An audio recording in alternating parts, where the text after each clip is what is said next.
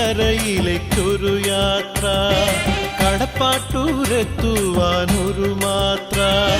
കവണാറിൻ കരയിലേക്കൊരു യാത്ര, കടപ്പാട്ടൂരെത്തുവാനൊരു മാത്ര. ശിവരൂപം തൊഴുതിട്ട് തിരുപാദം തൊട്ടിട്ട് പിരിയുവാൻ കഴിയാത്തോനെത്ര. ജന്മദുരിതങ്ങൾ നീങ്ങിയോ എത്രയെത്ര. ശിവലിംഗത്തിന് പകരം വിഗ്രഹരൂപത്തിലുള്ള ഭഗവാൻ പരമശിവനെ തന്നെ പ്രതിഷ്ഠിച്ചിട്ടുള്ള അപൂർവം ശിവക്ഷേത്രങ്ങളിലൊന്നാണ് കടപ്പാട്ടൂർ ശ്രീ മഹാദേവ ക്ഷേത്രം.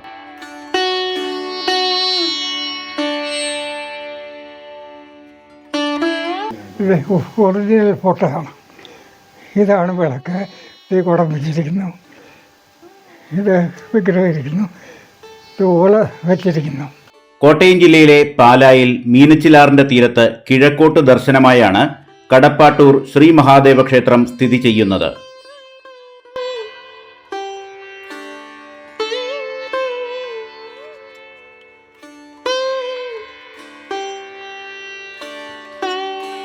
മീനച്ചിലാർ എന്ന് പറയുന്നത് കവണാർ എന്ന് പറയുന്ന നദിയാണ് മീനച്ചിലാറായിട്ട് മാറിയിരിക്കുന്നത്.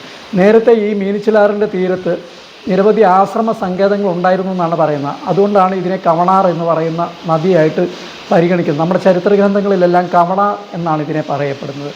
ഈ ക്ഷേത്രത്തിന്റെ ഉൽപ്പത്തിക്ക് കേവലം 66 വർഷങ്ങളുടെ പഴക്കമേ ഉള്ളൂവെങ്കിലും ഇവിടെ പ്രതിഷ്ഠിച്ചിരിക്കുന്ന ഭഗവാൻ ശ്രീ പരമേശ്വരന്റെ വിഗ്രഹത്തിന് 1500-ലേറെ വർഷത്തെ പഴക്കമുണ്ടെന്നാണ് ഗണിക്കപ്പെട്ടിട്ടുള്ളത്. വർഷങ്ങൾക്ക് മുൻപ് തന്നെ ഇതൊരു ക്ഷേത്ര നഗരിയായിരുന്നു എന്നാണ് ചരിത്രം പറയുന്നത്. ഒരുപാട് വിഗ്രഹങ്ങൾ ഈ ചുറ്റുവട്ടത്ത് തന്നെ നമുക്ക് ലഭിച്ചിട്ടുണ്ട്. ഈ കടപ്പാട്ടൂർ കരയിൽ തന്നെ പല സ്ഥലങ്ങളിലും ഇതേ രീതിയിലുള്ള വിഗ്രഹങ്ങൾ ലഭിച്ചിട്ടുമുണ്ട്.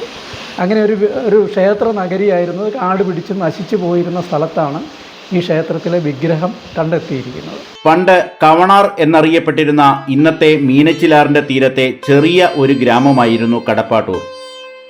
ആറ്റുതീരമായതുകൊണ്ട് തന്നെ ഇവിടെ വ്യാപകമായി കരിമ്പ് കൃഷി ചെയ്തിരുന്നു. ഇന്നാട്ടിലെ പ്രധാന കരിമ്പ് കർഷകനായിരുന്നു മാടപ്പാട്ട് തൊമ്മൻ മാപ്പിള. അദ്ദേഹത്തിന്റെ പറമ്പിലെ കരിമ്പ് ആട്ടുന്നതിനായി വിറകിന്റെ ആവശ്യത്തിന് പറമ്പിൽ നിന്നിരുന്ന അത്തിമരം വെട്ടിമറിക്കുന്നതിനായി അദ്ദേഹം പ്രദേശവാസിയായ മഠത്തിൽ പാച്ചുനായർ എന്ന മരം വെട്ടുകാരനെ ഏർപ്പാടാക്കി. അവിടുന്നാണ് പ്രസിദ്ധമായ കടപ്പാട്ടൂർ ശ്രീ മഹാദേവ ക്ഷേത്രത്തിന്റെ ഉൽപ്പത്തി. ആ ഭാഗം മുഴുവൻ, ഈ ഭാഗം എല്ലാം കരിമ്പൻ തോട്ടമാണ്. ഇപ്പം കരിമ്പിൻ തോട്ടത്തിന് അത് ആ സ്ഥലത്തിൻ്റെ ഉടമസ്ഥന് വന്ന് കരിമ്പ് കൃഷിയുണ്ട്. അപ്പോൾ ഈ കരിമ്പിൻ്റെ കൃഷിക്ക് ഇതിന് വേണ്ടിയിട്ട് വിറകിന് വേണ്ടിയിട്ട് മരം വെട്ടിച്ചാൽ അപ്പോൾ ഇതിങ്ങനെ അപ്പോൾ അങ്ങനെയായി മരം വെട്ടാനുള്ള കാരണം വന്നു. അപ്പോൾ ഈ വാച്ചനായരാണ് മരം വെട്ടുന്നത്. ഇതിൻ്റെ മുകളിലൊരു തൈ വീണ്ടും കിളുത്തേക്ക് അത് അന്ന് ഈ ചെതൽപ്പത്തൊക്കെ കൂടെ കയറിയിരിക്കണം. അപ്പോൾ അത് വേറെ ഇങ്ങനെ ഇറങ്ങിയിട്ട് സൈഡ് മൊത്തം ഈ വിഗ്രഹത്തിൻ്റെ മൊത്തം മറന്നിരിക്കുക. അപ്പോൾ അതിൻ്റെ ഇവിടെ വെച്ച് വെട്ടിക്കഴിയുമ്പോൾ ഈ കുറ്റി ഇങ്ങനെ അവിടെ ഇപ്പോൾ അതിൻ്റെ പക്കത്ത് കുറ്റി ഇങ്ങനെ നിൽക്കുന്നതുകൊണ്ട് അതിൻ്റെ മുകളിൽ വെച്ചാൽ വെട്ടുന്നത്. അതുകൊണ്ട് വിഗ്രഹത്തിനോട് കേടും വരാതെ മരം മുറിഞ്ഞ് താഴെ വരും. 1960 ജൂലൈ 14 കാലവർഷം കലിപൂണ്ട് തകർത്താടുന്ന ദിവസങ്ങളിലൊന്ന്. അന്നാണ് കടപ്പാട്ടൂർ നിവാസികളെയെല്ലാം ആശ്ചര്യപ്പെടുത്തിയ ആ സംഭവമുണ്ടായത്. ഒരു വിദേശ ജ്യോതിശാസ്ത്രജ്ഞൻ സൗരയൂഥത്തിലെ ഗ്രഹങ്ങളുടെ അനിതര സാധാരണ സംഗമം കണക്കിലെടുത്ത് ആ ദിവസം പല അസാധാരണ സംഭവങ്ങളും ചിലപ്പോൾ ലോകാവസാനം തന്നെ ഉണ്ടാകാൻ ഇടയുണ്ടെന്ന് പ്രവചിച്ചിരുന്നു. 1960 ജൂലൈ 14 ലോകം അവസാനിക്കുമെന്നും പറഞ്ഞ് അവരൊരു പ്രവചനം നടത്തി. അപ്പോൾ ആ പ്രവചനം നടത്തിയപ്പം ഒരുപാട് രാജ്യങ്ങൾ ആഗോളമായിട്ടൊരു പ്രചരണം വന്നു. ഒരുപാട് ആൾക്കാർ ഗുഹയൊക്കെ തീർത്ത് ഗുഹയ്ക്കകത്ത് കയറിയിരുന്നൊക്കെ പറയുന്നുണ്ട്. ആഗോളമായിട്ടൊരു ഓളമൊരു സമയമാണ്. അപ്പം അങ്ങനെ ഇരിക്കുന്ന സമയത്താണ് ആ പറഞ്ഞ ദിവസമാണ് ഈ ഈ മരം വെട്ടുന്നത്.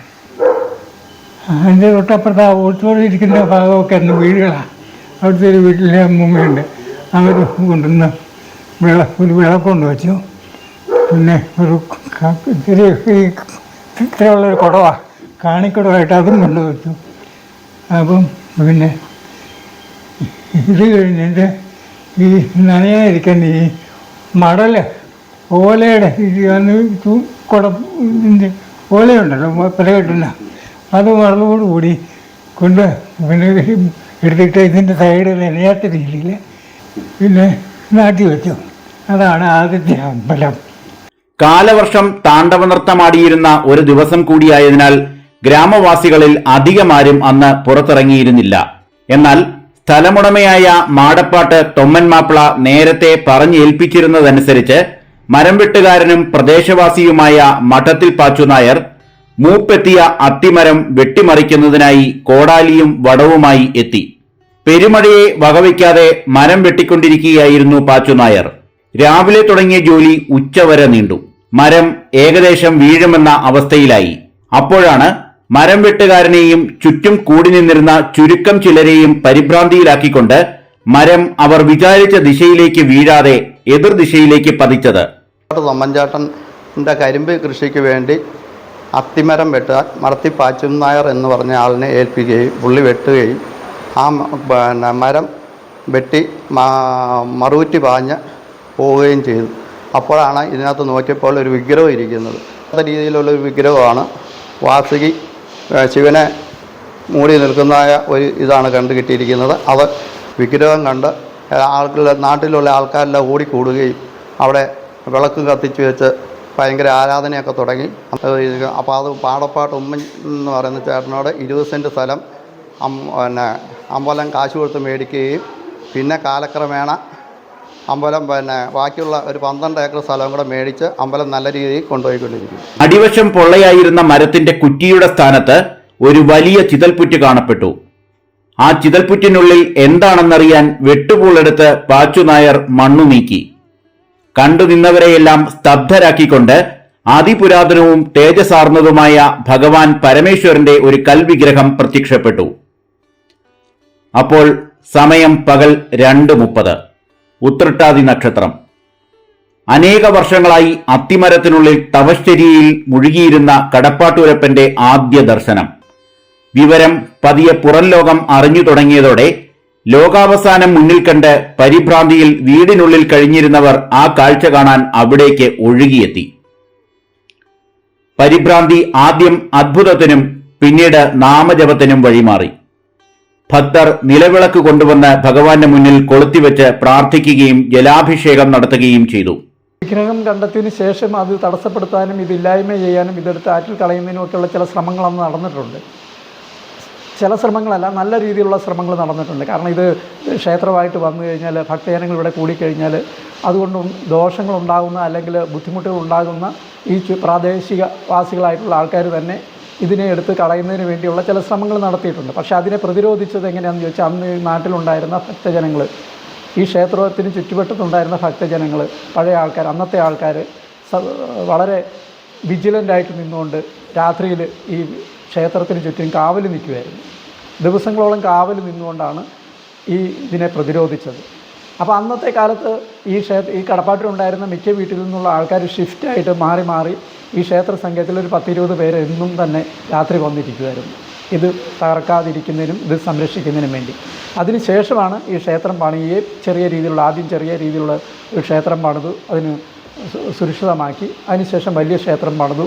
ഇപ്പോൾ ഏറ്റവും നല്ല രീതിയിലുള്ള ക്ഷേത്ര സങ്കേതമായി മാറുകയും ചെയ്തു. അന്ന് ആ അത്തിമരം നിലനിന്നിരുന്ന അതേ സ്ഥാനത്താണ് ഇന്ന് കടപ്പാട്ടൂർ ശ്രീ മഹാദേവ ക്ഷേത്രത്തിന്റെ ശ്രീകോവിൽ. മരപ്പൊത്തിൽ നിന്നും ലഭിച്ച വിഗ്രഹത്തിന് 1000ഓളം വർഷം പഴക്കമുള്ളതാണെന്ന് പിന്നീട് തെളിയിക്കപ്പെട്ടു. വിഗ്രഹം ലഭിച്ച മരക്കുറ്റി ഇന്നും ക്ഷേത്രത്തിൽ സൂക്ഷിച്ചിട്ടുണ്ട്. ആദ്യകാലത്ത് ഉത്തരേന്ത്യൻ മാതൃകയിലായിരുന്ന ഈ ക്ഷേത്രം 2006 കേരളീയ വാസ്തുവിദ്യാ ശൈലി അനുസരിച്ച് പുനർനിർമ്മിക്കുകയായിരുന്നു. ഈ ക്ഷേത്രത്തിൽ ഉപദേവതകളായി ഗണപതി, ശാസ്താവ്, ഭദ്രകാളി, നാഗദൈവങ്ങൾ, ബ്രഹ്മരക്ഷസ്, യോഗീശ്വരൻ എന്നിവർക്കും പ്രതിഷ്ഠകളുണ്ട്. മീനമാസത്തിൽ ആയില്യനാളിൽ ആറാട്ട് വരത്തക്ക വിധത്തിൽ നടക്കുന്ന 8 ദിവസത്തെ കൊടിയേറ്റുത്സവം, കുംഭമാസത്തിലെ മഹാശിവരാത്രി, ധനുമാസത്തിലെ തിരുവാതിര എന്നിവയാണ് ക്ഷേത്രത്തിലെ പ്രധാന ആട്ടവിശേഷങ്ങൾ. എല്ലാ വർഷവും ജൂലൈ 14 കടപ്പാട്ടൂരപ്പന്റെ പിറന്നാൾ എന്ന സങ്കല്പത്തിൽ പ്രതിഷ്ഠാദിന മഹോത്സവവും കൊണ്ടാടുന്നു. ഏറ്റവും പ്രധാനപ്പെട്ട ദിവസം എന്ന് പറയുന്നത് ഈ വിഗ്രഹം കണ്ടെത്തിയ ജൂലൈ 14-ാം തീയതിയാണ് ഏറ്റവും പ്രധാനപ്പെട്ട ദിവസം എന്ന് പറയുന്നത്. അന്നത്തെ ദിവസം ഈ ക്ഷേത്ര സങ്കേതത്തിൽ ലക്ഷക്കണക്കിന് ആൾക്കാർ വന്നു ചേരും. ഒരു 10-40,000 പേര് വരുന്ന ഒരു 2 മണിക്കാണ് അന്നത്തെ ദിവസം ഈ വിഗ്രഹം കണ്ടെത്തിയ സമയം എന്ന് പറയുന്നത് 2:30-ക്കാണ്, ഉച്ചയ്ക്ക് 2:30-ക്കാണ്.